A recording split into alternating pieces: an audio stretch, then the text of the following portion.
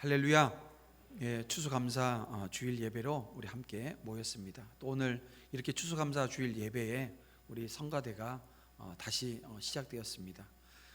작은 인원이 이제 시작되어져서 조금씩 인원이 이제 늘어나게 될 줄 압니다. 우리 이제 성가대는 지금 이제 접종, 우리 방역 지침에 의해서 접종 완료하신 분들로 구성되어 지게 되어집니다. 여러분들 위해서 기도하시고, 또 하나님께서 우리의 찬양과 또 우리의 삶 가운데 정말 하나님을 온전히 경배하고 영광 올려드리는 삶의 자리가 회복되어지는 은혜가 있기를 원합니다. 작년부터 시작되어진 이 코로나 팬데믹 상황 중에서도 우리는 여전히 하나님을 예배하고 있습니다. 지금의 그 불안한 상황 아닙니까? 그럼에도 불구하고 이 성도다운 삶의 태도를 흔들리지 않고 보여주고 살아내는 여러분에게 전능하신 하나님께서 분명히 기억하시고 은혜 내려주실 줄 믿습니다. 하나님은 고난을 대하는 오늘 우리의 태도를 보셔요. 우리의 시선이 어디로 향하고 있는지 알고 계십니다. 이 시간 하나님은 하나님의 자녀다움을 회복시켜 주실 것이고, 또 올바른 자세로 지금의 시간을 하나님께 온전히 드리게 되어지면 함께 하심으로 승리하게 하실 줄 여러분 믿으시길 바랍니다. 저는 오늘 함께 봉독한 본문 말씀을 통해서 고난 중에도 하나님을 바라보라 라고 하는 제목으로 여러분들과 함께 우리 함께 읽은 본문 말씀 통해서 하나님의 은혜, 또 하나님의 말씀을 나누고 전하길 원합니다. 이 시간 말씀을 통해서 이 추수감사절에 온전히 하나님을 예배하는 신실한 주의 종들이 다 되어지는 은혜가 있기를 주님의 이름으로 축원합니다. 여러분, 18세기 그 영국의 아주 신실한 복음의 일꾼이었던 톰 레이디라고 하는 분이 작시한 찬양이 있습니다. 그 373장인데요.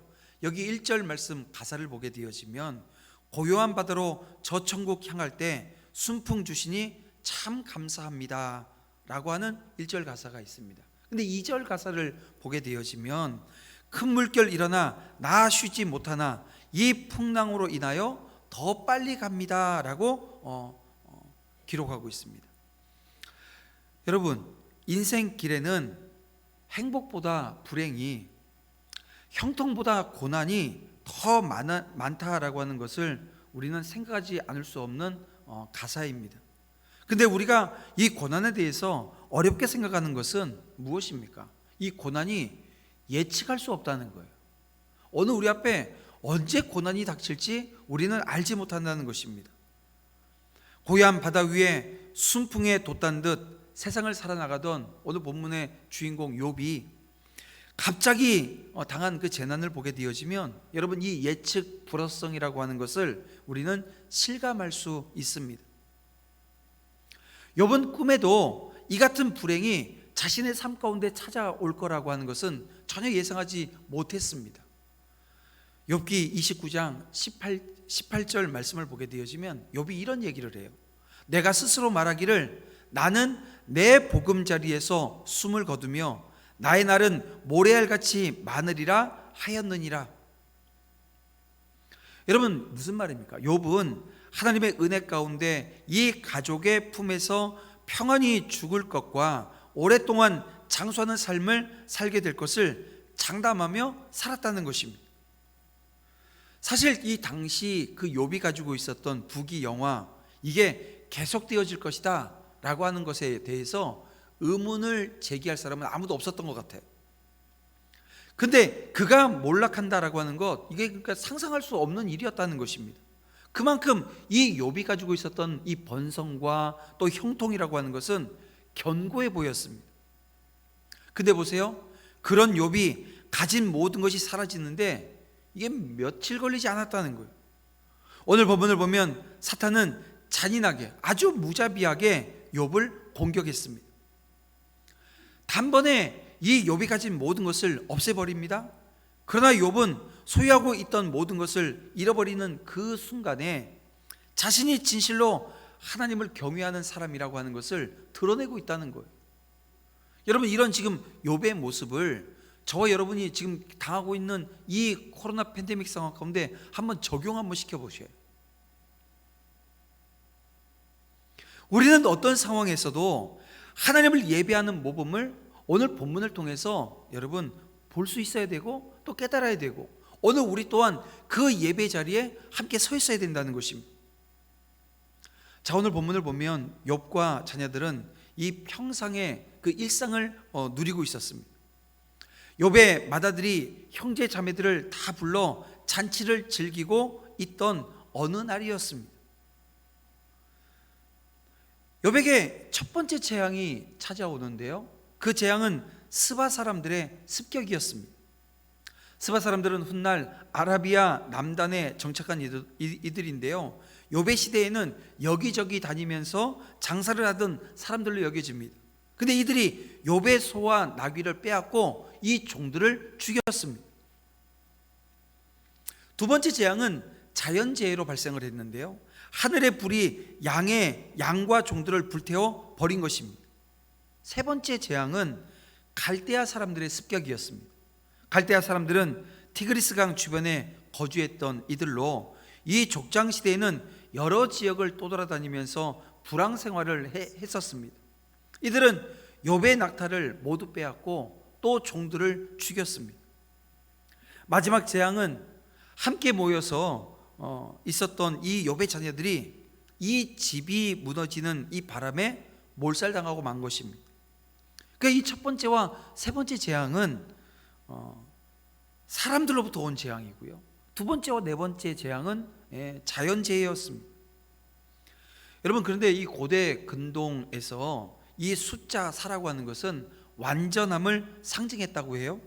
다시 말하면 이 네 가지 재앙이 한꺼번에 왔다라고 하는 것은 욥이 당한 일이 완전한 비극이었다, 총체적 시련이었다라고 하는 것을 오늘 암시하고 있는 겁니다. 특히 이 자녀들의 죽음은 그의 죽음보다 더한 고통으로 아마 이 몰아넣지 않았겠는가, 우리 충분히 생각할 수 있는 부분입니다. 여러분, 사탄은 마치 연타를 잘 구사하도록 훈련받은 권투 선수처럼 보입니다. 어떤 권투 선수가 링에 올라와서 내가 한 방에 상대방을 때려 눕혀 버리겠다, 이런 권투 선수는 없다는 겁니다. 뭐냐면 그 KO를 잘 시키는 선수일수록 이 연타 훈련을 많이 한다는 거예요. 무슨 얘기냐 하면 그 여러 대를 연속으로 때려서 힘을 빼놓고 마지막 일격을 가해서 쓰러뜨리면 이게 KO를 시킬 수 있는 확률이 높다는 거죠. 사단이 꼭 이러합니다. 아무리 믿음이 어려도 여러분, 한 가지 시련만으로 넘어지거나 쓰러지는 예는 없어요. 누구보다도 사단이 이 사실을 잘 알고 있다는 것입니다. 따라서 사단은 한 가지 작은 시련으로 성도를 쓰러뜨리려고 하지 않습니다. 연속적으로 잽을 날리고 스트레이트를 때리고 좌우로 훅을 날리고 어퍼컷을 때리는 아주 노련한 권투 선수처럼 오늘 우리에게 건강, 재산, 이 자녀의 문제 등 연달아 오늘 우리의 인생에 문제를 터뜨림으로써 성도로 하여금 쓰러지게 만든다는 것. 시험에 드는 성도들을 보게 되어지면 한 가지 일로 시험에 들지 않더라고요. 아무리 믿음이 좋아도 어려운 문제가 엎친데 또 덮치게 되어지면 그 좋던 믿음도 흔들리게 되어집니다. 결국 우리가 인생을 살아나가면서 수많은 시험으로부터 승리하기 위해서는 연타를 맞아도 견딜 수 있는, 이 사단이 여러 문제를 가지고 오늘 우리의 삶을 흔들어 놓는다 할지라도 흔들리지 않는 믿음, 다시 말하면 여러분, 신앙의 맷집이 이게 만들어져야 된다는 거예요. 권투 경기를 보면 유난히 이 맷집이 강한 선수들이 있습니다. 아무리 때려도 쓰러지지 않는 거예요. 그러다가 때리다가 지쳐요. 때리다가 지쳤을 때 그냥 한 방 딱 때려가지고 끝내는 그런 모습들도 우리가 권투 경기를, 요즘은 이제 권투 경기가 많지 않아서 그런데 제가 어릴 때는요, 저희 아버님이 늘 권투를 보셔요. 왜 그러셨는지 모르겠는데 하여간 그때는 그게 인기 종목이었을 거예요. 그리고 언제나 권투가 끝나면 이긴 사람이 저희 아버님 편이셨습니다. 한 번도 아버님은 지는 경기를 보지 않으셨어요. 그러니까 이제 외국하고 경기할 때는 보다가 질 것 같으면 탁 틀어버리죠. 지는 건 안 보시려고 하는. 근데 여러분, 오늘 우리에게 이 사단이 찾아와서 오늘 우리의 인생의 문제를 여러분 막 만들어 놓고 흔들어 놔요. 욥이 사단으로부터 이 파상적인 공격을 받아서 모든 것을 잃고, 또 친구들과 이제 이 욥의 뒤편을 보게 되면 이 변론을 하거든요. 이 변론 과정에서 견디기 어려운 마음에 상처를 받게 되어집니다. 하지만 끝까지 인내한 결과 다시 회복되되 어떤 역사가 일어납니까? 하나님으로부터 이전보다 갑절의 축복을 받게 되어지는 것을 우리가 보게 되어집니다. 그래서 오늘 우리가 시험을 이기고 인내함으로 이기고 그 자리를 지키게 되어지면, 여러분, 이 욥에게 보여줬던 그 수많은 축복들이 오늘 우리에게도 그대로 이어질 것을 믿는 믿음을 우리가 가져야 된다는 것입니다. 신앙의 맷집이 있어야 돼요. 근데 신앙의 맷집은요, 그냥 생기지 않습니다. 내가 그냥 신앙의 맷집 좋아질 거야 이렇게 결단한다고 생기는 게 아니라는 거예요. 이 신앙의 맷집은 오늘 우리가 기본이 튼실하게 되어지면 생기는 거예요. 오늘 우리 신앙의 기본이 무엇입니까? 말씀, 기도입니다. 그러니까 오늘 우리가 말씀 읽고 말씀 듣고 또 들은 말씀을 놓고 어떻게 해요? 기도하는 거예요. 그때 성령께서 역사하시고 인도하시고 붙들어 주시는 것입니다. 이 기본에 충실하게 되어지면 여러분 신앙의 맷집이 생겨요. 오늘 주님에게 이 사단이 시험하러 오잖아요. 그래서 막 이런 시험 저런 시험 할 때마다 오늘 우리 주님께서 어떻게 하셔요? 때로는 사탄아 물러가라 이렇게 그 본질을 정확하게 꿰뚫어 보시고 말씀하기도 하시지만, 대부분의 것들은 말씀으로 이겨내시잖아요. 그 사단의 유혹 앞에 그냥 어떤 결단으로 이길 수 있는 것이 아니라 말씀으로 이겨내는 것이고요, 새벽마다 기도하심으로 말미암아 하나님이 주시는 능력 받아서 이겨내시는 겁니다. 오늘 우리 또한 그런 신앙의 자세, 믿음의 자세, 이 아주 기본적인 이 기본기가 탄탄해지는 은혜가 있기를 주님의 이름으로 축원함을 드립니다. 그런가 하면 하나님이 우리에게 극심한 시련을 허락하실 때가 있습니다. 여러분, 그 시련은 우리와 하나님의 관계성을 증명하는 계기가 되어집니다. 자, 오늘 본문 1절을 우리가 1장 1절 말씀을 한번 보겠습니다. 우스 땅의 욥이라 불리는 사람이 있었는데 그 사람은 온전하고 정직하여 하나님을 경외하며 악에서 떠난 자더라 라고 하는 말씀입니다. 근데 여기를 보세요. 욥의 신앙의 욥의 신앙이 평소에 그렇게 부각되고 나타나고 있는 모습이 여러분 있습니까? 어떻게 보면 부각되어진 신앙의 모습은 없는 것처럼 보입니다. 자, 5절을 보겠습니다. 그들이 차례대로 잔치를 끝내매 욥이 그들을 불러다가 성결하게 하되 아침에 일어나서 그들의 명수대로 번제를 드렸으니 이는 욥이 말하기를 혹시 내 아들들이 죄를 범하여 마음으로 하나님을 욕되게 하였을까 함이라. 욥의 행위가 항상 이러하였더라. 자녀들이 생일 잔치를 해요. 이 잔치 후에 혹 하나님께 범죄하였을까 해서 번제를 드리고 성결케 하는 정도로만 이 욥의 신앙이 나타나고 있다는 것입니다. 물론 뒤에 나타나는 그의 고백을 보게 되어지면 그가 평소에 많은 사랑을 베푼 사람이라고 하는 것 알게 되어집니다. 그리고 많은 사람들에게 존경을 받기에 충분한 사람이었습니다. 그러나 한편으로 생각해 보면 이러한 범상치 않은 행동이라도 모든 상황이 잘 돌아가는 상황이라고 한다면 여러분 어떻습니까? 어지간한 인물이라면 다 할 수 있는 일들이라는 거죠. 누구나 쉽게 할 수 있는 일은 아니다 이렇게 할 수도 있겠지만, 반대로 누구나 할 수 없는 일은 아니라고 우리가 또 이야기할 수 있다는 것입니다. 지금 오늘 1장에 나타난 이 욥의 모습만을 우리가 보면 말입니다. 하지만 고난, 그것도 극한 고난이 닥쳐왔을 때 전과 조금도 다름없이 자신의 신앙을 유지한다라고 하는 것, 여러분 이건 쉽습니까? 어렵습니까? 절대 여러분 쉽지 않습니다. 오늘 우리는 태생적으로 환경을 바라보고 내 여건을 바라보고 내 시선이 내 눈앞에 놓여있는 이 가시적인 것들을 바라보는데 아주 최적화되어져 있어요. 그래서 고난이 오늘 우리의 삶에 찾아오게 되어지면 그 고난 바라보게 되어져 있어요. 그래서 그 고난으로 인해서 내가 가지고 있었던 이 신앙을 그대로 지켜낸다라고 하는 게 쉽지 않다는 것입니다. 평소에 잘하고 있었는데 고난이 닥치면 금세 믿음을 저버리는 이들이 그래서 많은 겁니다. 그러나 욥은 인간으로서 가장 극한 고난을 당하는 상황에서도 변함없이 신앙을 유지했다는 것입니다. 여기 변함없다라고 하는 말에 오늘 우리는 한번 방점을 놓고 한번 생각해 봐야 돼요. 변함이 없다. 여러분, 사람이 변함이 없다라고 하는 말이 이 어감이 참 좋잖아요. 그런데 이 변함이 없다라고 하는 것, 근데 사람들이 참 잘 변해요. 왜냐하면 가식으로 대하기 때문에 이 안에는 변한 게 없어요. 안에는 멀쩡 그대로예요. 그대로인데 겉으로는 어떻게 해요? 가면을 하나 쓰고 자기를 이렇게 포장을 하기도 하고 자기를 그럴싸하게 보이게 합니다. 그런데 이 가면이 이 감정이 터치되어지고 그 상황에 몰입하게 되어지면요 벗겨집니다. 그래서 사람이 쉽게 변하는 것처럼 보이는데 안 그래요. 여러분, 오늘 우리가 변해야 되는 것은 무엇입니까? 신앙입니다. 오늘의 신앙보다 이 변한다고 해서 나쁜 게 변한 게 아니라 오늘의 신앙보다 내일의 신앙이 오늘 우리가 어떻게 돼요? 더 좋아져야 되는 거예요. 더 튼실해져야 되는 거예요. 하나님 앞에 서야 된다는 거예요. 그것도 바로 서야 된다는 거예요.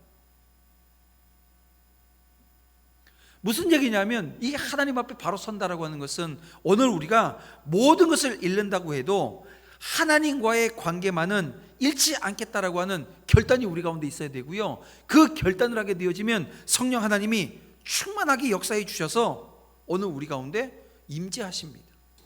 그래서 여러분 기도하셔야 돼요. 내가 고난의 현장 가운데서도 기도하지 않는 것, 이건 여러분 죄입니다. 고난의 순간에 오늘 우리는 하나님 앞에 엎드려야 됩니다. 그러니까 지금 여러분 코로나가 오늘 우리의 고난입니까? 기도하셔야 됩니다. 근데 기도하는 거 가장 두렵죠. 이 예배당 나와서 함께 기도하는 게 두려울 겁니다. 왜요? 와가지고 이게 감염이나 되지 않을까? 걱정하지 마세요. 그렇게 감염될 것 같으면 다 감염되고 말았습니다. 여러분들, 오늘 우리가 하나님 앞에 기도하는 것, 여러분 이 신앙의 기본을 우리가 제대로 다지지 않으면요, 이 코로나 시기에 여러분, 이 시기에 여러분들 지금 이렇게 나와서 예배는 드리고 있지만 여러분의 신앙은 계속 반감되어질 거예요. 신앙은 계속 떨어질 겁니다. 여러분, 그 사실을 우리가 바로 직시하지 못하면 여러분, 사단이 오늘 우리에게 또 가만히 와서 여러 가지를 뿌려놓고 가요. 가라지를 뿌려놓고 오늘 우리가 온전히 신앙생활하지 못할 수 있는 그런 마음밭을 흐트러 놓는 그런 역사들이 일어난다는 것입니다. 그걸 여러분들이 직시하고 바라볼 수 있는 은혜가 있기를 원합니다. 더욱 견고하게 그 하나님을 붙들고 오늘 우리의 신앙이 주님과 이 관계성입니다. 하나님과의 관계성이 온전히 회복되어지는 은혜가 있기를 주님의 이름으로 축원합니다. 여러분, 폭풍처럼 찾아온 이 재앙의 소식을 듣고 있었던 욥은 이 자녀들의 죽음이라고 하는 것, 이 앞에서는 더 이상 앉아있지 못했습니다. 그는 일어나 자신의 겉옷을 찢고 머리털을 밀었습니다. 그리고 땅바닥에 엎드려 오늘 본문의 표현대로 하나님을 예배하게 되어집니다. 여기서 예배했다라고 하는 것은 경배했다라고 하는 의미입니다. 그는 엄청난 재앙을 당하고도 하나님 앞에 엎드립니다. 그리고 이어지는 욥의 말을 살펴보면 그가 평소에 자기의 소유를 어떻게 여기고 있었는가라고 하는 것을 알게 되어지는데요, 21절 말씀을 볼까요? 이르되 내가 모태에서 알몸으로 나왔사온즉 또한 알몸이 그리로 돌아갈지라. 주신 이도 여호와시요 거두신 이도 여호와이시니 여호와 이름이 찬송을 받으실지니이다. 이런 고백을 합니다. 욥이 아주 극심한 고통 가운데, 이 고난 가운데 이런 고백을 했다라고 하는 의미가 무엇입니까? 재물은 물론이고 우리가 자신에 대해서보다도 더 애착을 가지게 되어지는 이 자녀라 할지라도 원초적으로 보면 내 것이 아니라는 거예요. 내가 이 세상에 올 때 가지고 온 것은 지금 이 욥이 고백하는 건 아무것도 없었다는 거예요. 근데 욥만 그래요? 아니잖아요. 우리도 이 땅에 올 때 뭘 가지고 왔습니까? 아무것도 가져온 게 없습니다.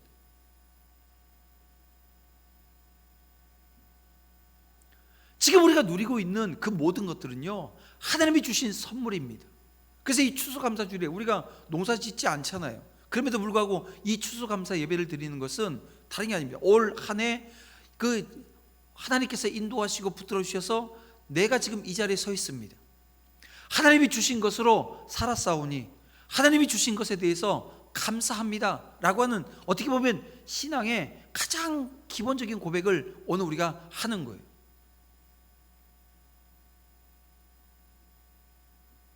그럼에도 불구하고 오늘 우리는 어떻습니까? 이 땅에 우리가 태어나면서, 뭐 저희 애들도 보니까 태어나면서 다들 이렇게 하고 태어나더라고요.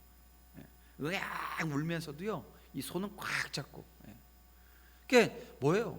태어나면서 그 아이가, 제가 이런 꼭 잡는 모습 보면서, 야, 이게 아이가 지금 막 엄마 배에서 나와서 탯줄을 지금 끊고 있으면서도 뭐예요? 막 움켜잡으려고 하는, 그게 이 집착이라고 하는 게 우리가 태어나면서부터 가지고 있는, 그러니까 이 집착은 죄성의 결과 아니겠는가, 이런 생각을 해봐요. 자, 그런데 그런 집착을 오늘 우리는 기본적으로 해야 되는 사람인데, 이 욥은 자신의 모든 소유가 하나님이 허락하신 것이라고 고백을 합니다. 이게 가지고 있는 의미가 이런 겁니다. 욥은 많은 것을 소유하고 있었어요. 많은 것을 가지고 있었어요. 하지만 그 많은 것을 우상 삼지는 않았다는 거예요. 오로지 모든 주권을 가지신 하나님만을 궁극의 이 경배의 대상으로 섬겼다는 것입니다. 모든 주권이 하나님께 있다라고 하는 이 사실을 평소에 아주 마음 깊이 인정하고 살았다라고 하는 증거가 이 고난의 순간에, 그것도 그냥 고난이 아닙니다. 극심한 고난, 모든 것을 다 잃어버리는 그 고난의 시간에 그의 마음이 흔들리지 않게끔 되어진 그 과정이었다는 거예요. 하나님 앞에 원망하는 죄를 짓지 않으려면 얼마나 견고하고 진실한 믿음이 필요한가 우리는 알 수 있게 되어집니다. 자, 다시 21절 말씀을 보면 마지막에 이런 말씀이 있습니다. 여호와의 이름이 찬송을 받으실지니이다. 어떻게 보면 이것은 그렇게 특별한 고백도 아닙니다. 왜냐하면 지금 저와 여러분도 여호와의 이름이 찬송받으실 것을 우리가 고백하며 이 시간 예배드리고 있지 않습니까? 그렇죠? 만일 욥이 아직 재물이나 이 자녀를 잃기 전이었다고 한다면 확실히 이것은 특별하지 않습니다. 상식입니다. 하나님 앞에 서 있는 사람이라고 하면 누구나 해야 되는 모습이고요, 그 자세라는 거죠. 너무나도 당연한 찬양의 내용입니다. 왜냐하면 지금 저와 여러분도 그렇게 하고 있기 때문에 그래요. 하지만 욥이 이 찬양을 드린 것은 인간이 당할 수 있는 가장 극심한 고난 속에 있었다는 거죠. 바로 여기에 이 찬양의 특별함이 있는 겁니다. 그것은 하나님께서는 우리의 상황과 전혀 무관하게 찬양 받으시기에 합당하신 분이기 때문에 그렇습니다. 자, 9절 말씀에 이 사단의 표현을 들어서 표현하자면 이런 거죠. 까닭 없이 찬양 받으시기에 합당하신 분이라는 거예요. 이 사단은 뭐예요? 까닭 없이 하나님을 경배하겠냐고. 근데요, 오늘 우리는 까닭 없이 하나님을 경배하는 자들입니다. 까닭 없이, 이유가 없어요.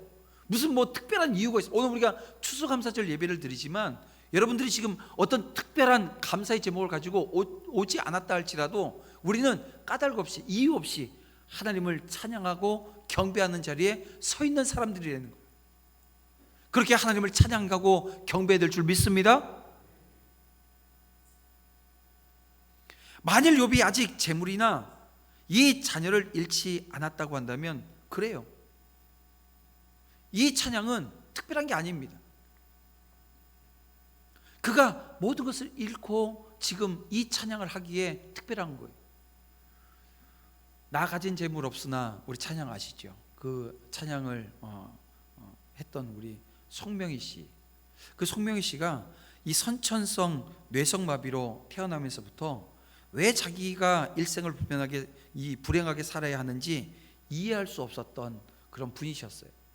근데 그가 예수님을 알고 나서 예수님께 이런 편지를 썼다고 합니다. 여기서 이제 편지 내용에 선생님이라고 하는 건 예수님을 말씀하고 있는 건데요. 제가 그 편지 내용 한번 읽어드릴게요. 선생님을 쫓은 후에도 고난은 저를 떠나주지 않았고 오히려 고난이 많아져 고통스러움은 더해만 갔었는데 제 옆에 계셔서 육신의 고달픔은 있으나 마음은 평안했고 감사함으로 이 고난의 코스를 잘 밟을 수 있었지요. 의심과 두려움이 있을 때는 두려워 말고 믿기만 해라. 슬프고 괴로울 때는 얘야, 나는 너를 사랑한다. 제가 도저히 용서받을 수 없는 잘못을 저질렀을 땐 나는 너를 그래도 사랑한단다. 선생님은 그렇게 수없이 말씀하시며 그 부드러운 손으로 안아주셨지요. 선생님의 사랑 속에서 저도 선생님을 사모하게 되었고 그 누구보다 선생님을 좋아하게 되었습니다.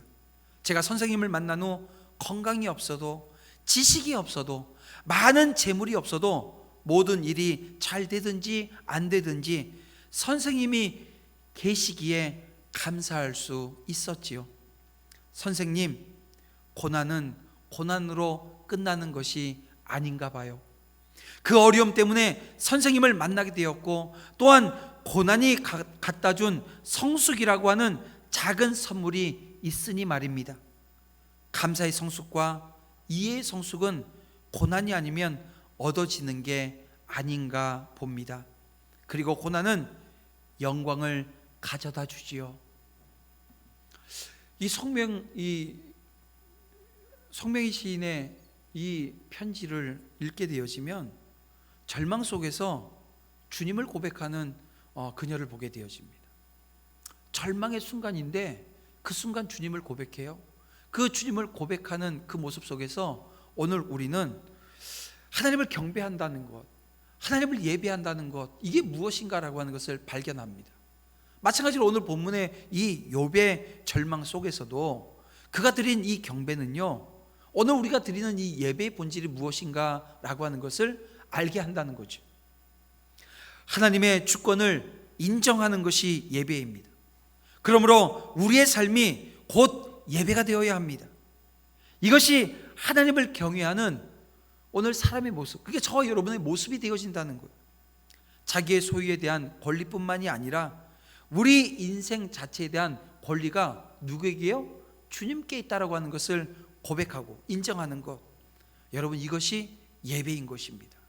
오늘 이 시간 우리는 예배하고 있습니다. 그 얘기는 뭐냐면 이 고백이 오늘 우리 가운데 있다는 거예요. 내 인생 자체에 대한 권리가 누구에게 있어요? 내게 있어요? 아니요.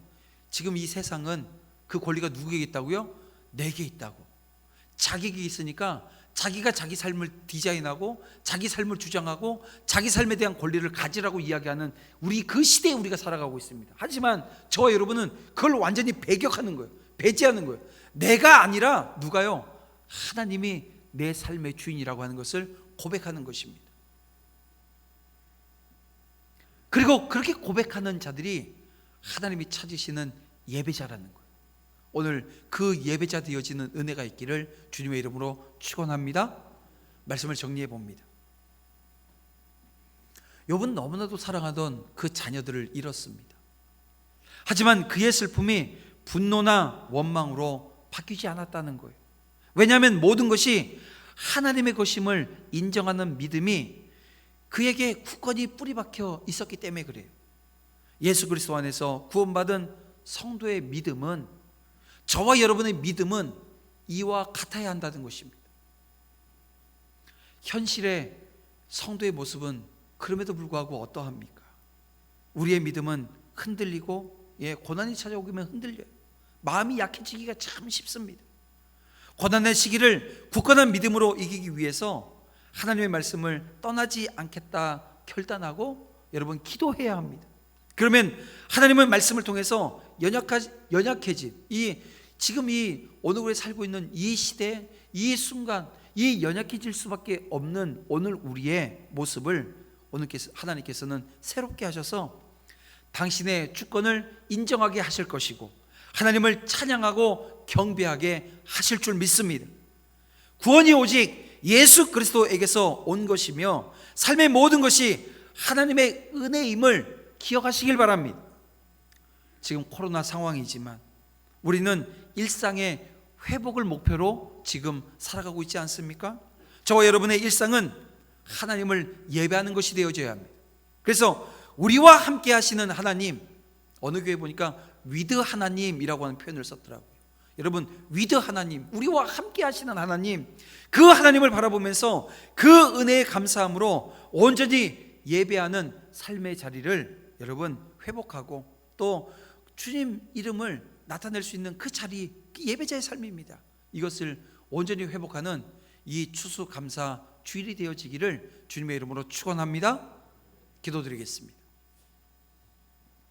사랑과 은혜가 풍성하신 아버지 하나님, 추수감사 주일에 하나님의 섭리 가운데 있음을 고백하며 이 고난 중에도 주권자 하나님의 인도하심을 믿고 감사하오니 홀로 영광받아 주시옵소서. 소유에 마음을 두지 않게 하시고 모든 것을 주님께 내어 맡기는 믿음을 주시길 원합니다. 어떤 상황에서도 하나님께 예배하고 찬양할 수밖에 없는 성도 되게 하여 주시옵소서. 또한 이 시간 다시 기도하며 간구하는 것은 하나님의 주권에 순종하는 자세로 하나님의 인도하심을 신뢰하며 확신하게 하여 주시옵소서. 작금의 고난과 고통 가운데 신뢰와 평안의 성숙한 믿음을 온전히 누릴 수 있도록 인도하여 주실 줄 믿사오며 예수님의 이름으로 기도드립니다. 아멘.